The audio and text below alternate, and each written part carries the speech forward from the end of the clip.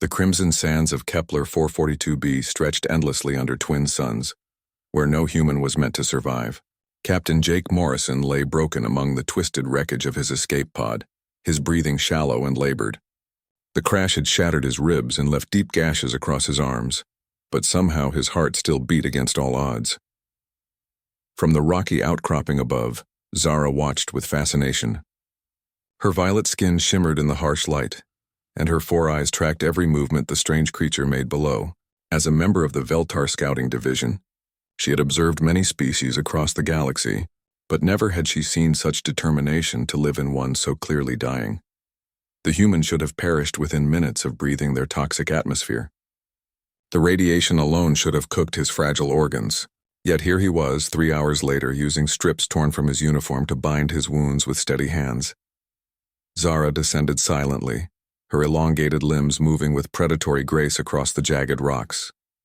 Her people were hunters by nature, tall and lean with razor-sharp claws designed for killing. The Veltar had conquered 17 star systems through superior technology and ruthless efficiency. This small, pale creature should pose no threat. But as she drew closer, something unexpected happened. Jake looked up and met her gaze directly, showing no fear despite her obvious advantages. His blue eyes held a spark that reminded her of the stellar cores her people harvested for energy, brilliant and impossibly hot. "Well," Jake said, his voice hoarse but steady, "either I'm hallucinating from blood loss, or first contact just got a lot more interesting." Zara tilted her elongated head, her translator implant working to decode his words. The human was making sounds that seemed almost like communication, though she had assumed his species was pre-linguistic based on their initial scans of Earth. Jake slowly raised his hands, palms outward, in what he hoped was a universal gesture of peace. Pain shot through his broken ribs, but he forced himself to remain calm. The alien before him was clearly built for combat, standing nearly 8 feet tall with muscle definition that would make a bodybuilder weep.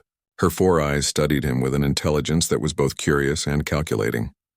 "I don't suppose you speak English," he continued, managing what he hoped was a friendly smile despite his circumstances. "Though I guess if you're advanced enough for interstellar travel, you might have translation tech." To his surprise, the alien's head movements shifted into what might have been acknowledgement. When she spoke, her voice was like wind chimes made of metal, musical but with an underlying sharpness.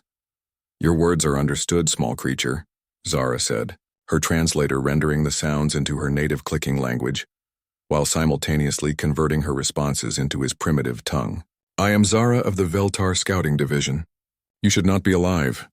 Jake let out a laugh that turned into a cough, specks of blood hitting the sand. "Yeah, well, I've been told that before. Jake Morrison, by the way, Earth Defense Force. Though I guess my commission doesn't carry much weight out here." Zara crouched down, bringing her face closer to his level. Her movements were fluid and controlled, like a cat deciding whether to play with its prey or simply end it quickly. "Your species was evaluated as Tier 7 on the galactic scale. Barely sentient. Certainly incapable of surviving in hostile environments without extensive technological support.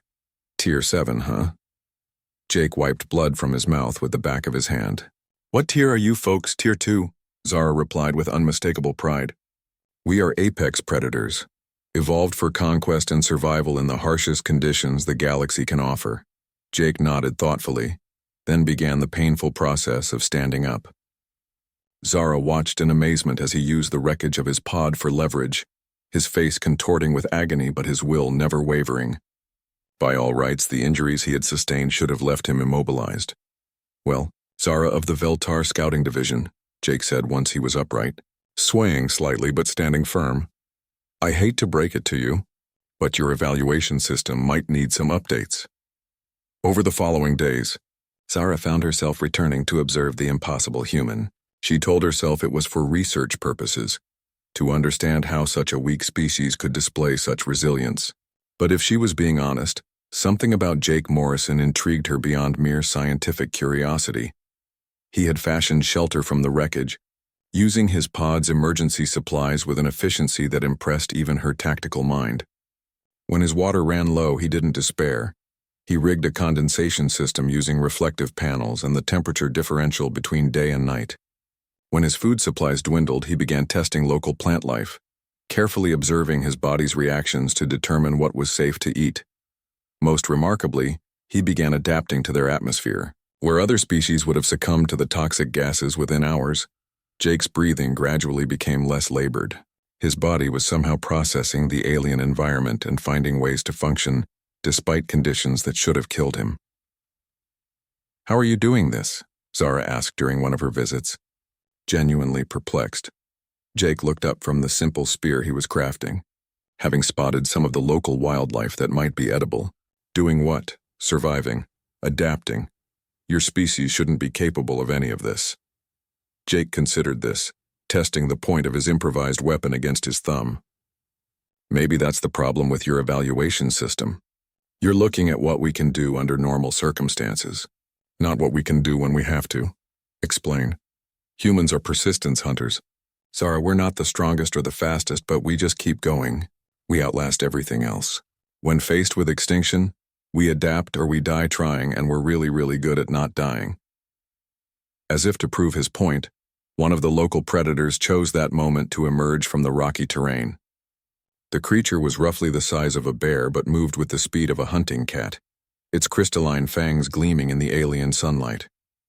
It had clearly been stalking Jake for some time, waiting for the right moment to strike.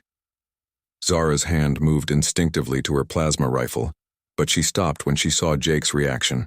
Instead of fear or panic, his expression became focused and calm. He hefted his simple spear and stepped protectively in front of her, despite being injured and armed with nothing but a sharpened piece of metal. "Stay behind me," he said quietly, his eyes never leaving the approaching predator. The creature lunged with lightning speed, but Jake was ready. He sidestepped at the last possible moment, using the beast's own momentum against it as he drove his spear deep into its side. The predator roared and spun, its claws raking across Jake's shoulder and opening fresh wounds. But he held on grimly. What followed was not a quick, clean kill, but a brutal test of endurance. The creature was stronger and better armed, but Jake had something it lacked: the ability to think beyond the immediate moment and the sheer, stubborn refusal to give up. He used the terrain to his advantage, leading the beast into areas where its size worked against it, always staying just out of reach of its killing strikes. Finally, after what felt like hours but was probably only minutes, the predator's movements became sluggish from blood loss. Jake seized his moment, driving his spear deep into a vital area with all his remaining strength. The creature collapsed, its crystalline fangs losing their deadly gleam. Jake stumbled and fell to one knee, breathing heavily and bleeding from multiple new wounds. But he was alive, and more importantly, so was Zara. "Why did you protect me?" she asked, genuinely confused. "I am your superior in every measurable way. I could have easily killed that creature with my advanced weapons." Jake looked up at her, his blue eyes still holding that impossible fire despite his exhaustion. "Because that's what humans do. We protect those who matter to us even when it doesn't make tactical sense. I matter to you. You've been keeping me company in this wasteland for days. You could have killed me or left me to die. But instead you've been watching over me like some kind of guardian angel. Yeah, Zara, you matter to me." Something shifted in Zara's chest at those words, a sensation she had never experienced before. Her people valued strength above all else, forming alliances based on mutual benefit and the potential for conquest. The concept of protecting someone weaker, of caring about their survival simply because of personal attachment, was foreign to everything she had been taught. Yet watching Jake fight that predator, seeing his willingness to put himself at risk for her safety, she felt something that might have been respect evolving into something deeper. "Your species continues to surprise me, Jake Morrison," she said softly. "We're full of surprises. That's probably why we've made it this far despite being Tier 7. As Jake's wounds healed over the following weeks, Zara found herself spending more and more time at his improvised camp.